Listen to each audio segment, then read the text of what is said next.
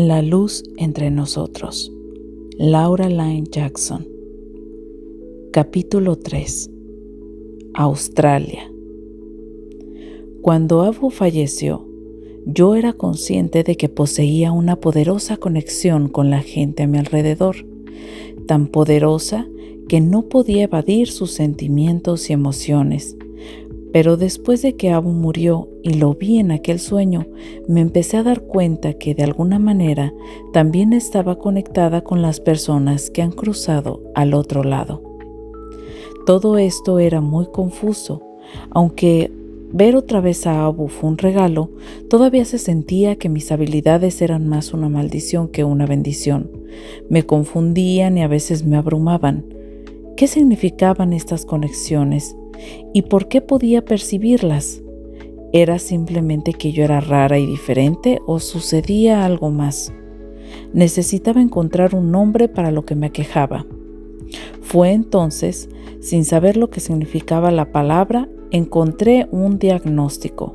Un día me acerqué a mi madre mientras ponía el lavatrastos y le dije: «Mamá, creo que soy psíquica». No recuerdo cuándo o cómo supe que era psíquica. Tal vez lo vi en un programa de televisión o lo leí en un libro. Es claro que no entendía del todo qué significaba, pero para mí era suficiente saber que un psíquico podía ver el futuro. ¿No era eso lo que yo podía hacer? Mi madre dejó el lavatrastos y me miró. De pronto dejé que todo saliera. Se lo conté sin más, que supe que Abu iba a morir y que lo encontré en mi sueño, y un sobremiedo y culpa. Y mientras hablaba sentí que las lágrimas empezaban a correr por mis mejillas. «¿Qué pasa conmigo?», le pregunté a mi madre. «¿Soy mala por haber sabido eso? ¿Fue mi culpa que muriera? ¿Estoy maldita? ¿Por qué no puedo ser normal?». Mi madre posó su mano sobre mi hombro y me sentó en la mesa de la cocina. Entonces tomó mis manos entre las suyas. «Escúchame», dijo. «No es tu culpa que Abu haya muerto, no estás maldita. No tienes nada de qué sentirte culpable. Tan solo tienes una habilidad extra, eso es todo». Fue la primera vez que escuché que mi condición era considerada una habilidad. «Es solo parte de ti y cada parte de ti es hermosa», dijo mi madre. «Es algo natural, no le tengas miedo. El universo es más grande de lo que pensamos». Entonces, mi madre me dijo algo que cambió todo.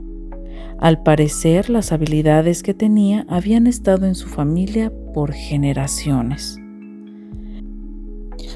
Babette, su madre, a quien conocí como Omi, era una de 10 niños que crecieron en un pueblo diminuto enclavado en las montañas de Baviera.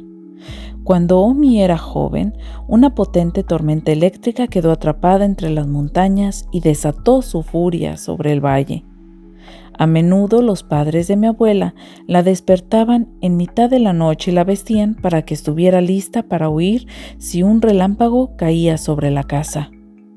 El aislamiento de su poblado limitó el contacto de Omi con el mundo exterior. No había teléfonos ni radios. Omi creció con leyendas, folclore y supersticiones. Le enseñaron que ver una araña antes del desayuno significaba que tendría todo un día de mala suerte. Que pasara una oveja por el lado izquierdo era de buena suerte, pero no tanto pasarla por el lado derecho. Le enseñaron que nunca debía poner sus zapatos sobre la mesa para no invocar malas noticias, y que si se encendían las luces durante el día cuando no era necesario, haría llorar a los ángeles. Si olvidaba algo en casa, tenía que girar 3 veces, sentarse y contar hasta 10 antes de reanudar su camino una vez recuperado el objeto olvidado. Lo peor de todo era encontrar un pájaro dentro de la casa.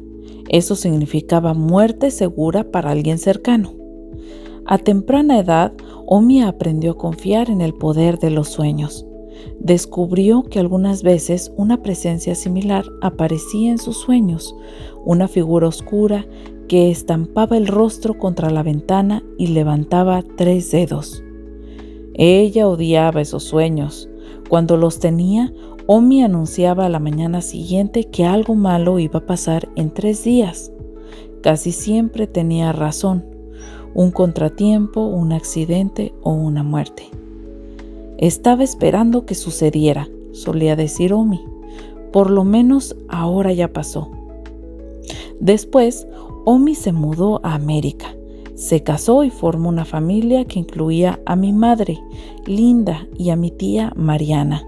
Pero sus sueños la siguieron al otro lado del océano. Una noche, despertó por un sueño aterrador en el que un amigo cercano de Alemania moría. Anotó la fecha y la hora. Poco después, Omi recibió una carta con un timbre alemán en la que le avisaron de la muerte de esta persona, que había muerto el mismo día y la misma hora que Omi había registrado. Otra mañana, Omi estaba sentada en su cocina trenzando el cabello de Mariana, de 9 años. Mi madre tenía 7. De pronto sonó el teléfono. Antes de que Omi contestara, Mariana dijo de pronto: «Están hablando de Alemania para decirte que el tío Carl murió». «Shh», la regañó Omi. «Es horrible que digas algo así». Contestó el teléfono y escuchó por un minuto. Luego palideció. La llamada era de Alemania. Carl, el hermano de Omi, había muerto. Mi madre se preguntó cómo Mariana pudo saber esto. Ella y su hermana ni siquiera sabían que tenían un tío Carl, pero esta predicción nunca fue discutida más allá de eso. A lo largo de la infancia de mi madre, Omi conservó una baraja de cartas especial que mantenía escondida. Era alemana y muy vieja, y las cartas se parecían a las del tarot. Cada tanto, por lo regular en las tardes del domingo, uno de sus primos venía de visita y le pedía que sacara las cartas. Omi las colocaba sobre la mesa y las interpretaba en busca de la fortuna de la persona, ya fuera buena o mala. Sin embargo, cada vez que sacaba las cartas, lanzaba una severa advertencia. Las cartas no podían ser tomadas a la ligera, porque cada vez que las usaban, tus ángeles guardianes te abandonaban por los próximos 3 días. Mi abuela creía que las energías más allá de este mundo y los mensajes de los sueños eran reales. Casi sin excepción, los mensajes recibidos hablaban de muertes, enfermedades o problemas. Debido a que se trataba de advertencias de cosas malas por suceder, no eran bienvenidas o celebradas, tan solo eran aceptadas. Años después, cuando le comuniqué a mi madre sobre que yo era una psíquica, ella me habló de sus propios sueños. Una vez, cuando estaba en la universidad, acababa de meterse a la cama y estaba por quedarse dormida cuando escuchó, de forma clara y nítida, a su padre llamar a su madre por su nombre, pero el tono con que lo decía comunicaba cierto tipo de alarma. Era claro que algo andaba mal. Mi madre se sentó en la cama nerviosa y confundida. Nunca le había pasado algo así. Era demasiado tarde para hablar a casa esa noche, pero temprano, a la mañana siguiente, llamó para preguntar: ¿Papá está bien? Su padre había estado terminando de construir el sótano, colocando un revestimiento de madera. Usaba una potente sierra de mesa para cortar las piezas necesarias y la noche anterior, mientras dirigía un tablón a través de la cuchilla giratoria, algo se resbaló y se hizo una cortada profunda en el dedo. Y en ese momento le gritó a mi abuela para que lo ayudara. Estaba bien, pero con una cortada espantosa. Unos años después, soñó que un vecino sufría una caída terrible en la tienda. Cuando despertó, sintió la necesidad de llamarle para saber si estaba bien, pero no lo hizo. Más tarde, ese día se enteró de que el vecino se había caído y había muerto. Tuvo otro sueño sobre un teléfono rojo. En mi sueño, este teléfono rojo sonaba muy fuerte y de modo apremiante. Yo intentaba desesperadamente contestarlo, pero no podía, dijo mi madre. Al día siguiente me enteré de que el tío de tu padre había muerto en Hungría. Hungría era un país comunista y el comunismo está asociado al color rojo. Por eso el teléfono de mi sueño era rojo. Me explicó que solía ser simbolismos de los sueños psíquicos o de las visiones. La tía Mariana tenía sus propias historias que compartió conmigo después de mi confesión. Me contó que a veces le llegaban destellos de visiones justo antes de Navidad y así sabía exactamente lo que le iban a regalar. Una vez tuvo una visión de una alfombra pequeña con forma de girasol y 3 días después fue justo eso lo que encontró debajo del árbol. Mariana también tenía intuiciones intensas de presagios, cuando sabía que algo malo estaba por pasar. Lo más probable era que unos días después eso sucediera, y ella decía al igual que Omi, gracias a Dios que ya pasó. Pero Mariana también tenía visiones positivas. Poco después de que Omi falleció, Mariana vio una Catarina y la reconoció como un mensaje de su madre. A lo largo de los años, cuando necesitaba sentir el amor de su madre, una Catarina aparecía mágicamente. Mi madre también las ve y lo mismo cree que son señales de su madre. Vio una volando dentro de la habitación justo antes de que llevaran a mi tía al hospital para una cirugía. La Navidad pasada encontró otra caminando en el suelo de la cocina, lo cual es sorprendente porque no se ven muchas Catarinas en pleno invierno en Nueva York. Tanto mi madre como mi tía aprendieron a aceptar que nuestros seres queridos que han cruzado al más allá están a nuestro lado todo el tiempo, acompañándonos. La larga carrera de mi tía como enfermera reforzó sus creencias en que nuestros seres queridos que están en el otro lado nos cuidan y consuelan. A menudo sus pacientes enfermos le decían, «Mi madre está sentada conmigo ahora», o los escuchaba en el cuarto hablándoles a personas que nadie veía, que habían muerto años antes. Mariana siempre supo lo que eso significaba, que el paciente cruzaría pronto. Nada en esas visiones le parecía extraño, al contrario, las encontraba consoladoras, una validación de que nuestros seres queridos a veces vienen para ayudarnos a cruzar al otro lado. Así que cuando los pacientes decían que un pariente estaba ahí, mi tía solo decía, «Salúdalos y dales la bienvenida». Cada vez que mi tía o mi madre compartían una de estas historias conmigo, me inundaba algo parecido a la alegría. No eran escépticas en lo más mínimo acerca de estos sueños, visiones y mensajes. Por eso mi madre aceptó también mi premonición sobre Abu. Años más tarde, cuando yo era adolescente, mi madre y mi tía me dieron un regalo. Venía en una vieja bolsa gris para joyas. Metí la mano y saqué unas cartas. Las cartas especiales de Omi. Eran coloridas y vibrantes, y los dibujos eran mágicos. Había espadas y escudos y reyes y elefantes. Un querubín sostenía un tarro de cerveza. Un jabalí cargaba un perro. Estaba fascinada por lo únicas y vívidas que eran esas imágenes. Cuando me senté con mi tía y me explicó el significado simbólico de cada carta, entendí que estaba sosteniendo en mis manos un nuevo lenguaje, una manera de encontrar un sentido que antes no existía. Casi no usé las cartas en ese entonces, y aún no lo hago, porque tengo mi propia conexión con el otro lado, pero las cartas pueden ser herramientas válidas para algunas personas. Pueden silenciar la mente y ayudar a que nos concentremos en un nuevo lenguaje de percepción para ser capaces de recibir información. Creo que así es como Omi las usaba. Al darme las cartas, mi madre y mi tía, en esencia, me estaban alentando a explorar lo que hay allá afuera, nadar en ello y a buscar el significado.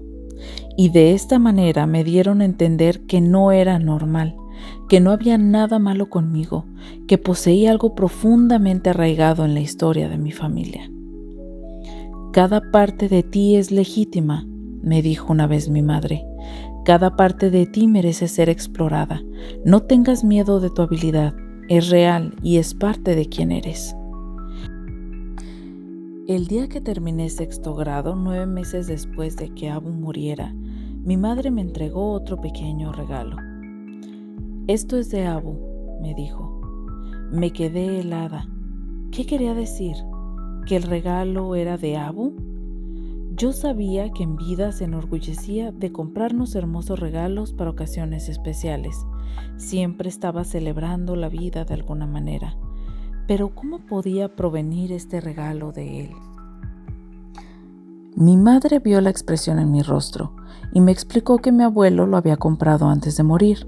Planeaba dármelo cuando me graduara de la primaria. Sostuve el regalo en mis manos. Era una pequeña y delicada caja envuelta en un papel liso marrón con un cordón alrededor. Era la manera en que Abu envolvía todo amorosamente. Me senté y lo abrí con cuidado. Cuando vi lo que era, quedé boquiabierta. Era un hermoso brazalete de plata con varios paneles. En cada uno estaba escrito el nombre de una ciudad de Australia.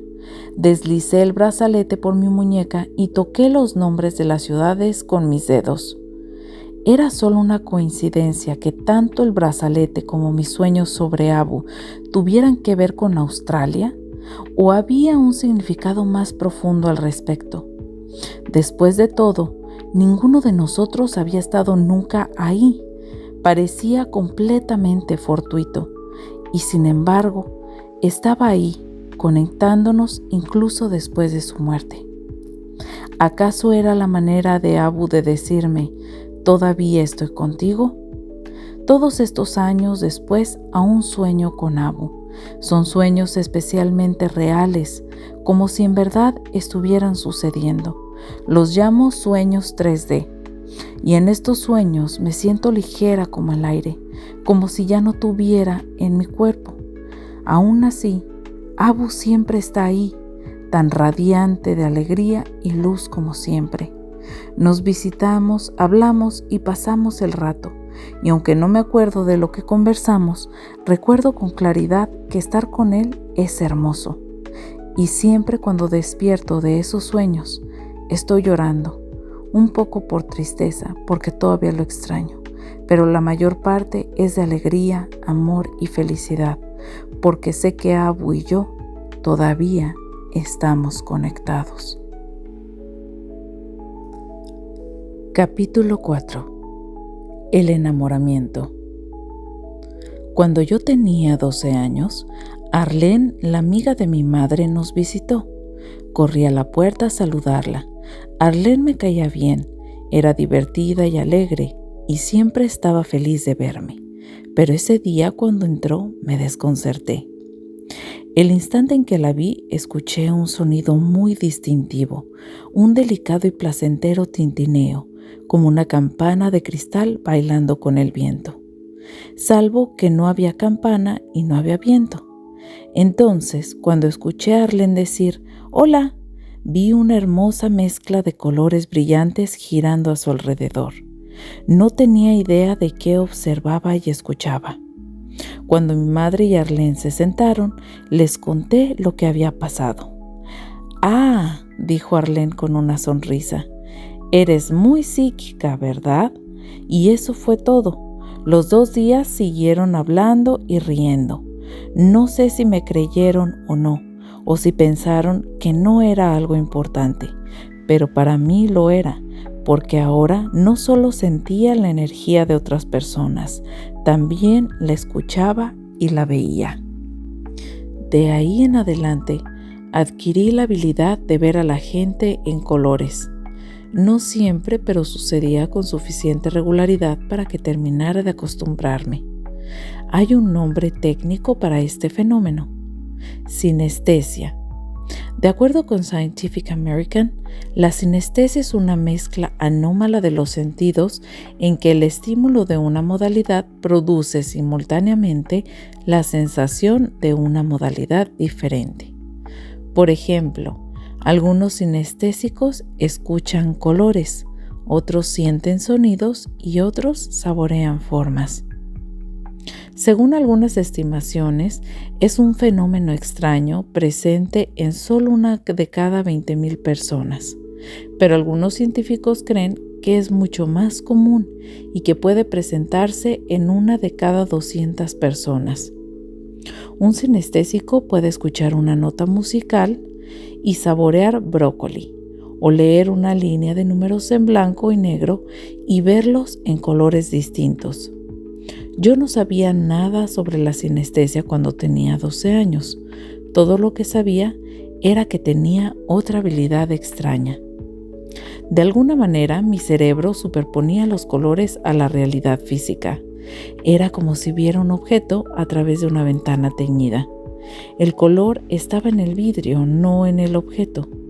Los colores tampoco permanecían, aparecían como un flash y desaparecían tan de improviso como habían aparecido. La habilidad era inofensiva y a veces incluso entretenida. «Esa persona es azul», decía para mí entre risas. «¿O sabe esta mujer que es morada?». Al final descubrí que era más propensa a acercarme a alguien azul, digamos, que a alguien rojo. Los colores azules me daban una sensación de paz y felicidad, mientras que el rojo se sentía enojado y negativo. De esta manera empecé a darme cuenta de que los colores me ofrecían una manera rápida y conveniente de leer a la gente, de medir su energía y decidir si yo quería estar cerca de ellos. Era como tener un sentido extra que me ayudaba a navegar por el mundo. Después de todo, yo decidiría qué suéter usar basándome en su color. Eso es algo que todos hacemos siempre. Ciertos colores nos hacen sentir bien y otros no. La única diferencia para mí era que además de los suéteres, las personas también venían en colores. En esta época me enamoré de un chico por primera vez. Su nombre era Brian e iba en mi clase de 6º año. Siempre que estaba cerca de él, sentía que en verdad me gustaba su energía. Era una sensación nueva y emocionante. Mi enamoramiento se mantuvo en secreto por un tiempo hasta que le platiqué a mis amigos al respecto. Y luego ellos le dijeron a los amigos de Brian. Y después de eso asumí que él sabía. Pero entonces, a través de la misma red, regresó el rumor de que no le gustaba a Brian. Le gustaba mi amiga Lisa. Me sentí hecha pedazos. También estaba muy confundida. Para mí no tenía sentido que me sintiera tan atraída hacia él sin que él sintiera lo mismo por mí. Pero realmente me gusta mucho su energía, me decía a mí misma. ¿Cómo es posible que eso no signifique algo? La decepción y frustración era muy dolorosa. Sé que todos los enamoramientos no correspondidos son devastadores para chicos y chicas de esa edad, pero lo que yo sentía estaba más allá del simple hecho de que alguien me gustara. Me sentía conectada con Brian. Con el tiempo lo superé y en 7º año tuve un enamoramiento igual de poderoso con un compañero de clase llamado Roy. Una vez más volvió el rumor de que a Roy le gustaba mi amiga Leslie y no yo. Esta vez la confusión y la decepción fueron insoportables. No podía comprender por qué esa atracción que sentía no me estaba llevando a nada. ¿Cómo podía sentirme tan conectada a Roy si no estaba destinada a estar con él? Noche tras noche me sentaba en la oscuridad de mi habitación y trataba de acallar mis sentimientos, pero no podía. Solo deseaba desaparecer para no sentir con tanta intensidad por más tiempo. Mientras iba creciendo, la intensidad de esos sentimientos comenzó a funcionar en ambas direcciones. Si le gustaba a un chico, pero a mí no me gustaba, me sentía miserable por completo. Es una situación incómoda para cualquiera, pero para mí era más que tan solo saber que le gustaba a un chico. Sentía su energía y absorbía su tristeza. No tenía lujo de sacudírmela de la nada. Esas típicas interacciones adolescentes eran para mí muy demandantes y a veces me lastimaban. Y así, mientras entraba a mis años de adolescencia y fomentaba relaciones más allá de los miembros de mi familia, mis habilidades se volvieron todavía más confusas. Sin embargo, no siempre fueron negativas. En mi primer día de 8º grado, en clase de arte, de pronto sentí que mi atención se movía a través del salón hacia una chica con cabello castaño y ojos verdes. Fue como si alguien o algo me estuvieran jalando. El nombre de la chica era Gwen, y no era alguien a quien me hubiera sentido inclinada a acercarme. Estaba absorta en una conversación con su amiga Margie y tenía el ceño fruncido. Aún así, sentí un clic, como si nuestras energías se embonaran. Así que me levanté, me acerqué a ella y le dije, «Hola». Ella me miró desconcertada, como si dijera, «¿Quién eres tú y por qué me estás hablando?». Pero no cedí, y pronto Gwen y yo nos convertimos en las mejores amigas. Nuestra amistad siguió durante toda la preparatoria y más allá. Actualmente, ella es mi amiga más antigua y aún somos parte de la vida de la otra. Nos animábamos, consolábamos mutuamente cuando las cosas no iban bien. Nos gusta decir que somos la alegría de la otra. Cuando tenía 15 años, mi familia hizo un viaje para esquiar a Mount Sutton en Quebec, que queda a 9 horas en auto desde mi casa. Estábamos con algunos amigos de la familia, el señor Smith, un maestro de inglés que trabajaba con mi padre. Lo llamábamos el tío Lee. Su esposa Nancy y sus hijos Damon y Derek. Además de Kevin, un amigo de Derek. Kevin tenía 2 años más que yo. Era un chico rubio y delgado de 1,80 metros de estatura. Al instante me enamoré de su energía. Era feliz, modesto, cálido, amable y seguro. Sentí como si ya lo conociera, aunque apenas nos habían presentado. Nos hospedábamos en un departamento cerca del sitio para esquiar y una tarde fuimos todos al pequeño bistró de al lado. Kevin y yo nos sentamos juntos y empezamos a hablar. Y mientras lo hacíamos, de pronto todo a nuestro alrededor se quedó en silencio y sentí una increíble fusión de energía. Tuve la sensación de que algo acababa de ser decidido. La energía en el espacio entre nosotros cambió y nos vinculó, y percibí algo parecido a una atracción magnética. Era impresionante. Nunca antes había experimentado nada como eso. Después llegó el momento de irnos. Sentí que mi energía giraba enloquecida en mi interior, pero traté de recuperar mi equilibrio y relajarme en la puerta. Cuando estábamos a punto de salir al frío, Kevin giró, sonrió suavemente, se inclinó y me besó en los labios. Fue mi primer beso y mi mundo explotó. El beso me permitió tirarme un clavado al campo de energía de Kevin. Era una invitación para aventurarme en él. Eso tampoco había sucedido antes. Las emociones de otras personas eran siempre algo con lo que debía pelear o sacudirme de encima, pero no con Kevin. Así que le di la bienvenida. La sensación era muy estimulante.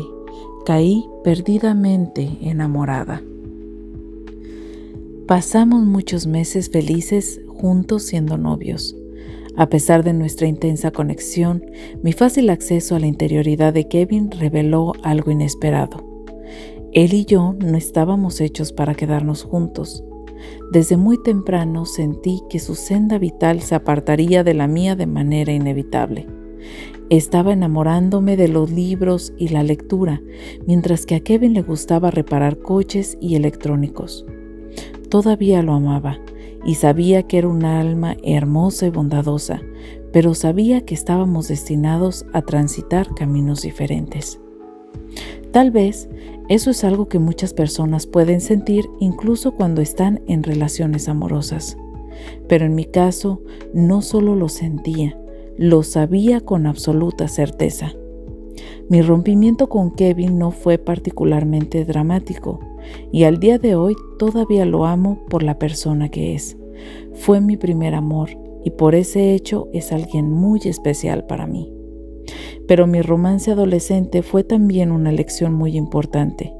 Amar a alguien y sentir que él o ella es tu alma gemela no significa que su destino es estar juntos para siempre. Podemos amar el alma de alguien y al mismo tiempo entender que no estamos hechos para permanecer con esa persona.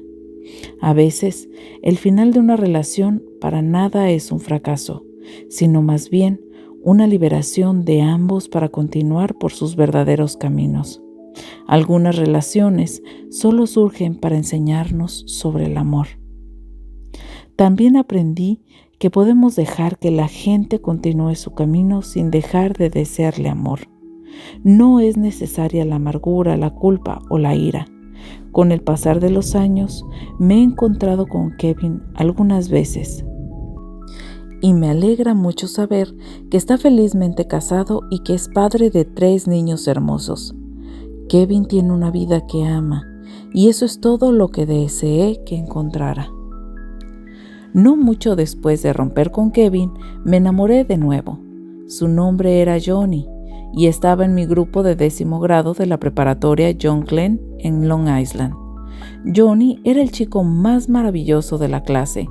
Medía 1,80 metros, tenía piel clara, cabello castaño y ojos azules.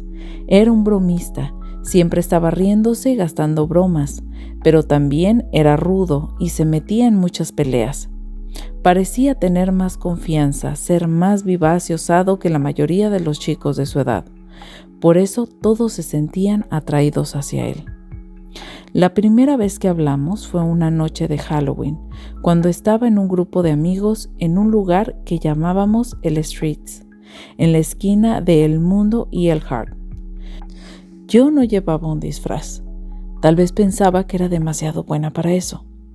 Johnny iba vestido con una chamarra de cuero negro. Nuestras miradas se cruzaron, se acercó y charlamos, y mientras conversábamos, sentí que su poderosa energía positiva me inundaba. Antes de que me diera cuenta, estaba perdida en ella por completo. Johnny ni siquiera tenía que besarme para abrir mis puertas. Todo lo que tenía que hacer era pararse junto a mí.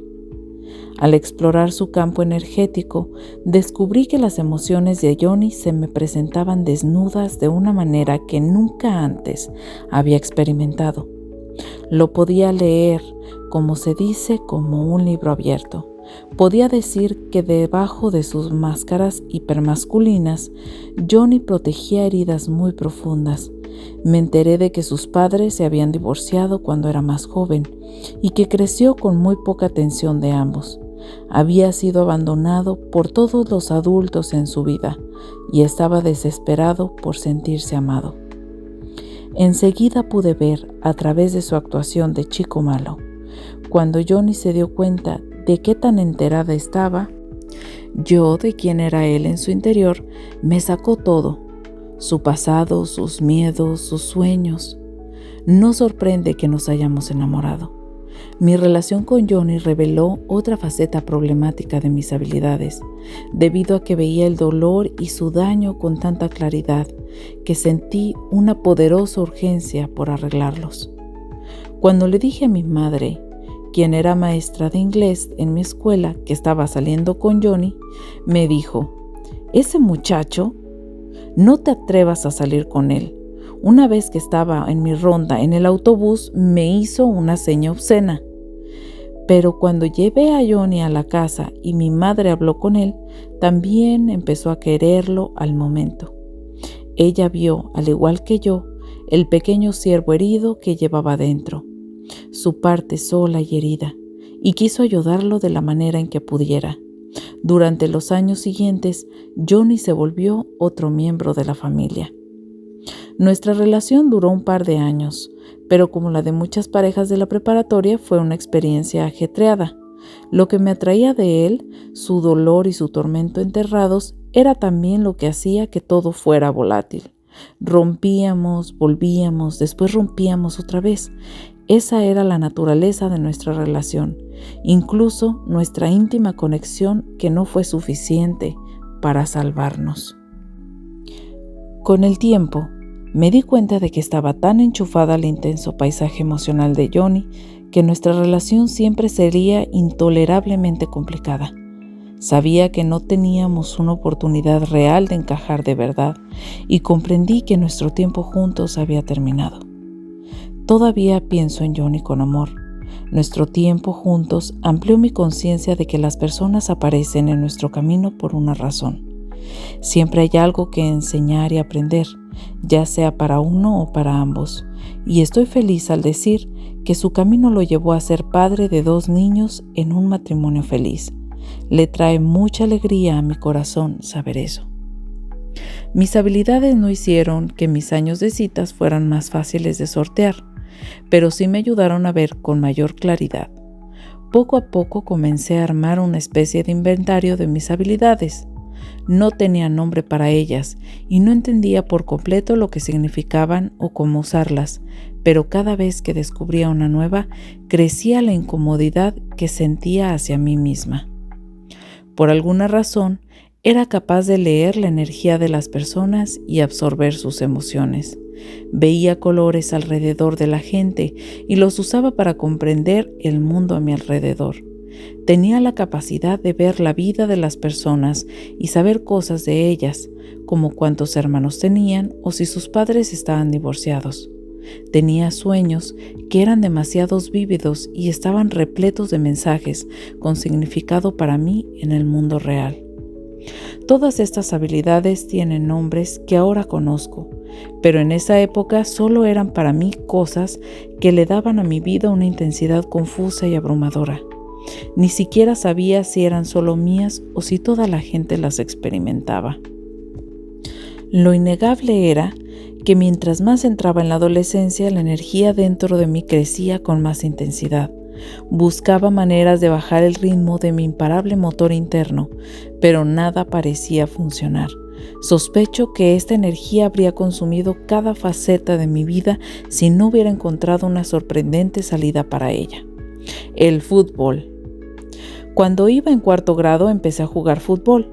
Enseguida se volvió mi salvación. Estaba en medio de un gigantesco campo y tenía que correr lo más que aguantara. Esto me dio una sensación de apertura y libertad, y en el proceso me permitió quemar un poco de mi enloquecida energía. Me volví bastante buena. Jugué en una liga de fútbol itinerante y el primer año de preparatoria entré al primer equipo de la escuela. Aunque era pequeña, resistía. El fútbol significaba para mí algo más que para el resto de las chicas. No era solo un pasatiempo. No tenía otra alternativa que ser implacable en las canchas, pero tenía otra ventaja en el campo: mis habilidades. Descubrí que podía leer la energía de las jugadoras del equipo contrario. Iba por la banda derecha o izquierda y le echaba un vistazo a la defensa, que estaba más cerca de mí, y en un instante sabía algo sobre ella que me ayudaría a decidir mi siguiente movimiento. Esa chica es muy agresiva, pensaba yo. Voy a arremeter sobre ella y engañarla. Ella caerá en la trampa y yo pasaré de largo. O veía una defensa que yo sentía que era más pasiva y pensaba: ve directo a ella y no podrá seguirte. A veces, toda la mitad izquierda del campo se sentía abierta para mí, así que llevaba el balón con todo al extremo izquierdo y alcanzaba la portería con facilidad.